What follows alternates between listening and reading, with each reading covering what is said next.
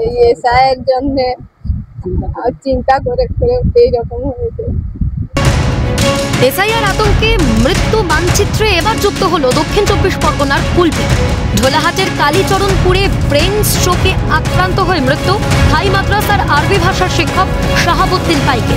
মৃতের পরিবারের অভিযোগ 2002-এর ভোটার তালিকায় নিজের ও স্ত্রী এবং তার বাড়ির লোকের নাম না থাকায় আতঙ্কে ভুগছিলেন। শনিবার পড়ানোর সময় হঠাৎই অসুস্থ হয়ে পড়েন কিশোরপুর হাই মাদ্রাসার আরবি ভাষার এই শিক্ষক। ভর্তি করা হয় হাসপাতালে।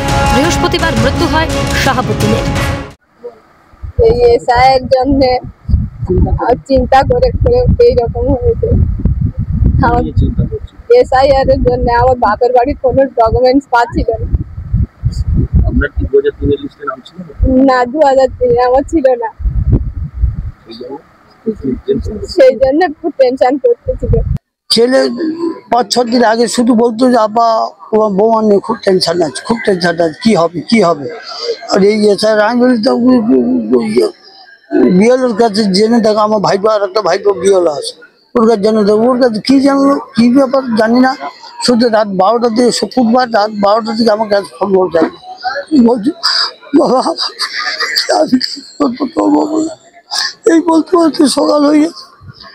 সকালে শিক্ষকগিরি করবে।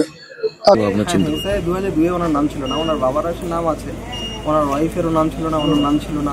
শনিবার সকালে হয়েছে, তারপর এই গত 2 ঘন্টা আগে মারা গিয়েছে। খবর পেয়ে হাসপাতালে যান কুলপির তৃণমূল বিধায়ক যোগরঞ্জন হালদার এবং মথুরাপুরের সাংসদ বাপি হালদার। শুক্রবার সকালে মৃতের বাড়িতেও যান তারা, আশ্বাস দেন পরিবারের পাশে থাকার। কিন্তু এই কথা শুনবে কে? এই জন্য দায়ী কে? এই জন্য তো নির্বাচন কমিশনকেই আমরা দায়ী করব, স্বরাষ্ট্রমন্ত্রীকেই তো দায়ী করব। তারা এই এসআইআরটা এমনভাবে চালু করে দিয়েছে, মানুষের মধ্যে না ভালো করে বোঝানো হয়েছে, না কিচ্ছু হয়েছে, হঠাৎ করে চালু করে দেওয়ার জন্য এই পরিস্থিতি তৈরি হচ্ছে। তো খুবই দুঃখজনক ঘটনা। তো এটাই আমরা নির্দেশের অপেক্ষায় থাকবো, আমাদের নেতৃবৃন্দ কি নির্দেশ দেয় সেই নির্দেশ অনুযায়ী আমরা করব। ঠিক আছে, পরিবারের পাশে আমরা থাকার চেষ্টা করব, সবাই আমরা থাকবো।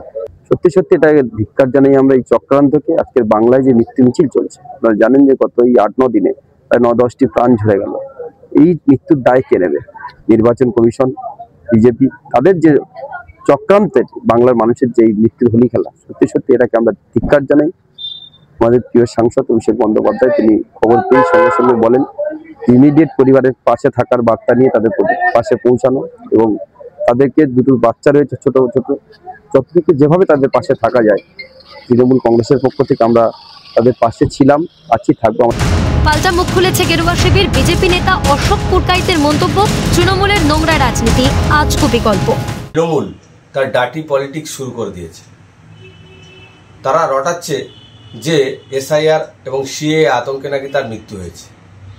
বিষয় হচ্ছে যে যিনি পেশায় একজন স্কুল শিক্ষক এবং তার বয়সও যথেষ্ট হয়েছে, তিনি ভারতের নাগরিক, তিনি খুব ভালোভাবেই জানেন যে এসআইআরে তার কোনো সমস্যা হওয়ার সম্ভাবনা নেই। দ্বিতীয় আর একটা বিষয় হচ্ছে যে বিএলওরা 4 তারিখ থেকে বাড়িতে বাড়িতে ফর্ম দেওয়া শুরু করেছে।